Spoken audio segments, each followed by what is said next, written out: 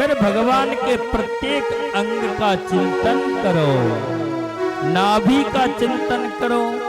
हासे रवे हासं हरे रवनमंताखिल लोक तीव्र शोकाश्रु सागर विशोषणमत्युदारम संमोहनाय रचितम निज माययास्य भ्रूमंडलम मुनिकृते मकरध्वजस्य। असी से परिपूर्ण मुखार विंद का चिंतन करो और शोक रूपी सागर में डूबा हुआ जो मनुष्य है उसे शोक सागर से निकाल करके आनंद के समुद्र में पहुंचाने की ताकत केवल परमात्मा की हंसी में है। हंसते हुए भगवान के चिंतन की बात क्यों आई? जितने भी परमात्मा के चरित्र हैं उसमें कृष्ण के चरित्र में जितना संकट आया उतना संकट 24 अवतारों में किसी पर नहीं आया।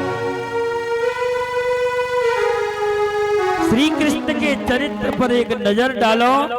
इनका जन्म हुआ जेल में और जन्म होते ही गोकुल में पहुंचा दिया गया। जब 6 दिन के थे तो पूतना मारने आई और 6 महीने के हुए तो सकटासुर मारने आया, 1 वर्ष के हुए तो तृणावर्त मारने आया। यमुना में कूदे, कालिया नाग का मर्दन किया, गिरिराज उठाया, अघासुर बकासुर व्योमासुर धैनकासुर केसी इत्यादि सभी दैत्यों को अपने धाम को पहुंचाया। 11 वर्ष 56 दिन के जब मेरे कन्हैया हुए तब तक सैकड़ों राक्षसों का उद्धार किया, कंस का उद्धार किया। मथुरा में शांति नहीं मिली तो जरासंध ने जब मथुरा को घेर लिया तो रण छोड़ करके भाग गए और द्वारका में पहुंच गए। और द्वारका में शांति से बैठे थे। पांडव बोले हमारी रक्षा करो, तो फिर उनको बचाने के लिए हस्तिनापुर आए और जब उनको शांति देकर के पुनः द्वारका पहुंचे तो वहां पर और यदुवंशियों को श्राप लगा, एक दूसरे से लड़ झगड़ करके सब मर गए। अब कृष्ण की आंखों के सामने 99 लाख से भी ज्यादा जिनकी संख्या है, ऐसे यदुवंशी सब लड़ झगड़ करके मर गए। एक भी दिन कृष्ण का सुख से नहीं गया। लेकिन मेरे प्रभु कभी उदास नहीं हुए, कभी चिंता नहीं की। चिंता संसार के लोगों को होती है, परमात्मा को किसी की चिंता नहीं होती है।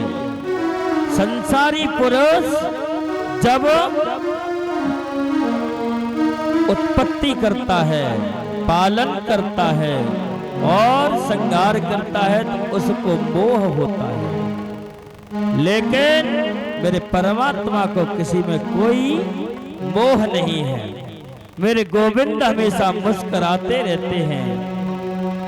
इसलिए जब इतनी विषम परिस्थितियों में हमारे गोविंद मुस्कुराए तो आप क्यों नहीं मुस्कुरा सकते हो? एक बार मुस्कुरा करके बोलिए राधे राधे राधे राधे। अब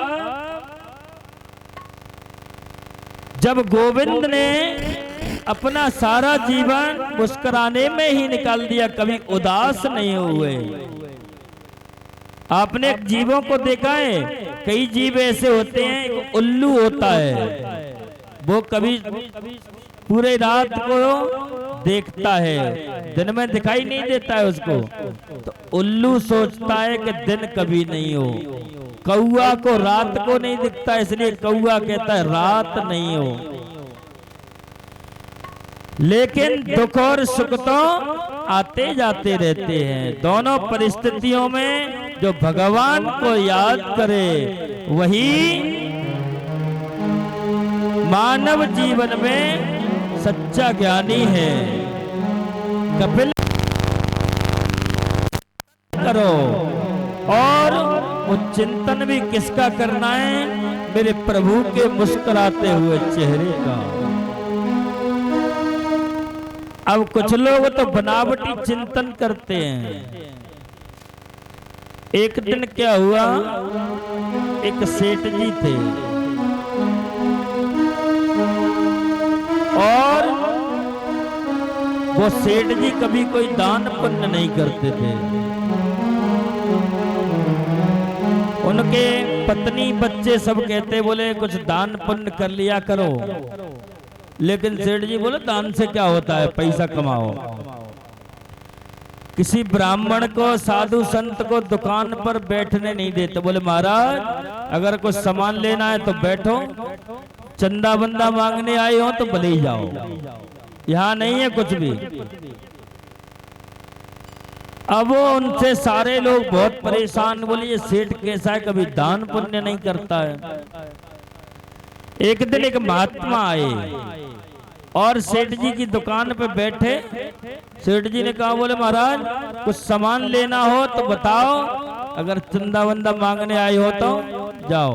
बोले सेठ जी तुम कुछ पूजा पाठ किया करो, किसी ब्राह्मण को बुला लिया करो। बोले नहीं, पैसा खर्च नहीं होना चाहिए। महात्मा जी ने कहा, बोले सेठ को सुधारना पड़ेगा। तो हमारे महाराज जी जैसे संत ने और उस सेठ से कहा, बोले बिना पैसे की पूजा कर सकते हो? बोले हाँ ऐसी, तो आप ऐसी बताओ कि रोज पूरे पूरे दिन करूं बिना पैसा की, और जिसमें पैसा खर्च हो वो नहीं कर सकते। अच्छा तो ऐसा करो, आप परमात्मा का ध्यान लगा करके चिंतन किया करो। बोले महाराज मेरा ध्यान लगता ही नहीं। बोले लगेगा, अभी आपका जो माया को सब भजें और माधव भजे न कोई। एक बार माधव भजे तो मायाऊ चेरी होए, तब जाकर के। और महात्मा जी ने कहा, बोले तुम रोजाना ध्यान लगा करके बैठना और ध्यान में प्रभु का चिंतन करना। स्नान करा रहा हूँ, भोग लगा रहा हूँ, वस्त्र पहना रहा हूँ, इत्र लगा रहा हूँ इत्यादि भगवान की जो क्रियाएं हैं, नित्य नैमित्तिक क्रिया, इनको हकीकत में नहीं करना है। केवल आपको अपने मन में ही